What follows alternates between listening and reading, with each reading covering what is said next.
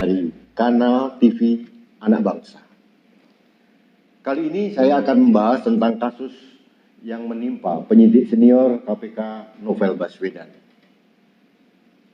Persidangan kasus Novel Baswedan, realita atau sandiwara. Sahabat Indonesia, sebetulnya saya tidak terlalu tertarik mengikuti kasus penyiraman air keras yang menimpa penyidik senior KPK Novel Baswedan. Di samping kasusnya terlalu berlarut-larut lama dan semakin tidak jelas arahnya, saya sebagai anak bangsa melihat kasus ini seperti dagelan semata. Kasus yang mengoyak-oyak logika masyarakat. Logika saya juga logika Anda. Meskipun titah Presiden Jokowi sudah jelas dan tegas untuk mengusut kasus ini secara tuntas kepada polisi, tapi kenyataannya aparat penegak hukum seperti jalan lamban, seperti siput, tidak bergerak. Akibatnya, tuduhan masyarakat kembali lagi ke Presiden Jokowi. Presiden dianggap tidak terlalu mempunyai perhatian terhadap kasus ini. Padahal, kenyataannya tidak seperti itu. Kita tahu, berulang kali Presiden memerintahkan kepada polisi dan memberikan tenggat waktu kepada polisi. Yang terakhir, pada waktu pelantikan Kapolri Jenderal Polisi Idam Aziz, Presiden memberikan batas waktu sampai Desember 2019 agar kasus ini segera dituntaskan. Bagi saya, untuk kasus yang menyita perhatian publik yang tinggi, atensi Presiden sudah cukup baik dan lebih dari cukup bahkan. Sahabat Indonesia, pada saat akhirnya Polri bisa menangkap 2 orang yang ternyata juga anggota polisi, saya, mungkin juga Anda, bisa bernafas dengan lega. Kita berharap 2 orang ini bisa membuka kotak Pandora yang menyelimuti kasus Novel Baswedan. Tapi ternyata harapan tinggal harapan. Pada titik ini kita kecewa. Kenapa? Sampai kasus ini dilimpahkan ke kejaksaan, tidak ada tambahan tersangka yang dicokok oleh polisi. Dan sekali lagi, logika publik seolah diperkosa oleh realita yang disuguhkan oleh penyidik Polri. Karena secara logika, kedua tersangka ini terlihat tidak meyakinkan atau tidak cukup kuat untuk melakukan kejahatan tanpa dukungan dari aktor intelektual di belakangnya. Lalu kita lihat, persidangan pun berjalan. Kita mengikuti pemeriksaan saksi-saksi dalam persidangan. Dan klimaksnya, beberapa hari yang lalu, jaksa penuntut umum menuntut 2 orang terdakwa yang diduga melakukan penyiraman air keras ke muka Novel Baswedan dengan tuntutan yang sangat ringan. Hanya 1 tahun penjara. Publik tentu saja terkaget-kaget melihat berita ini.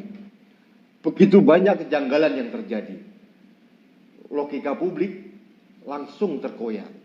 Tidak heran, beberapa orang mengatakan bahwa persidangan ini serupa sandiwara yang mencederai rasa keadilan masyarakat. Bagi saya, keheranan publik sangat bisa dimaklumi. Karena pada saat yang sama, ada berita terdakwa penusukan terhadap mantan Menteri Koordinator Politik, Hukum dan HAM, Jenderal Wiranto, yakni Syahrial Alamsyah atau Abu Rara, dituntut 16 tahun penjara. Dan 2 terdakwa lainnya, yaitu Fitri Diana, istri Abu Rara, dituntut 12 tahun. Dan Samsudin alias Abu Basilah dituntut 7 tahun penjara. Perbandingan yang sangat mencolok ini membuat kita terkaget-kaget. Sangat jomplang di antara kedua peristiwa yang hampir sama ceritanya. Wiranto dan Novel Baswedan sama-sama aparat negara. Yang satu pejabat negara, yang satunya aparat penegak hukum. Sama-sama diserang. Tapi cerita di persidangan berbeda 180 derajat. Jadi, bagi saya tidak heran masyarakat dibuat terheran-heran melihat tontonan yang tidak lucu ini. Sahabat Indonesia, saya bukan orang hukum, tapi jujur saya dibuat bingung oleh fenomena ini. Apakah karena waktu itu Wiranto adalah seorang menteri, sehingga tuntutan jaksa penuntut umum dibuat lebih maksimal dibandingkan Novel Baswedan? Tapi logika ini terbantahkan, mengingat Novel Baswedan adalah aparat penegak hukum di bidang pemberantasan korupsi di KPK. Tentu saja kekerasan fisik yang menimpanya akan mempunyai dampak luas bagi penegakan hukum dalam kasus korupsi. Dan bagi saya, secara kehumasan negara, penuntasan kasus Novel Baswedan akan jauh lebih seksi dan lebih mengangkat citra Presiden Jokowi dalam penegakan hukum, khususnya di bidang pemberantasan korupsi. Saya tidak tahu, untuk persidangan kasus Novel Baswedan ini, siapa yang tidak bekerja dengan sepantasnya? Apakah penyidik Polri yang bekerja kurang maksimal?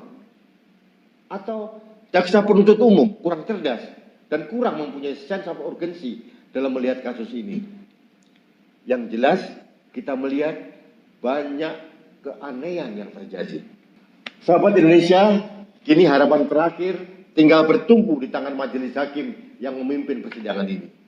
Apakah para hakim masih mempunyai nurani untuk menegakkan hukum dengan seadil-adilnya, atau mengikuti plot sandiwara atas kasus ini? Yang jelas, apapun keputusan majelis hakim atas kasus ini akan menjadi catatan sejarah penegakan hukum di negeri ini. Apakah kita masih tegak bangga menjadi bagian dari negara hukum, atau kita menyerah pada sutradara yang mempermainkan hukum di negeri ini? Sahabat Indonesia, karena kasus ini sudah masuk ke ranah yudisial atau persidangan, kita tidak boleh memaksa Presiden Joko Widodo untuk mengintervensi jalannya persidangan. Tidak boleh.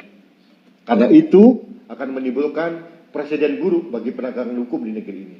Kita hanya bisa berharap Presiden Jokowi mau mengevaluasi kinerja Kapolri dan Jaksa Agung yang memimpin dua institusi penegak hukum di negeri ini. Karena terlihat kedua instansi ini tidak bekerja sesuai dengan arahan Presiden. Bahkan menurut saya cenderung mempermalukan citra Presiden. Sahabat Indonesia, sebagai manusia, sebagai rakyat, mungkin juga Anda merasakan seperti yang saya rasakan, sedih melihat kasus ini. Karena kita bisa membayangkan betapa sulitnya posisi Presiden Jokowi dalam kasus ini. Tapi saya berharap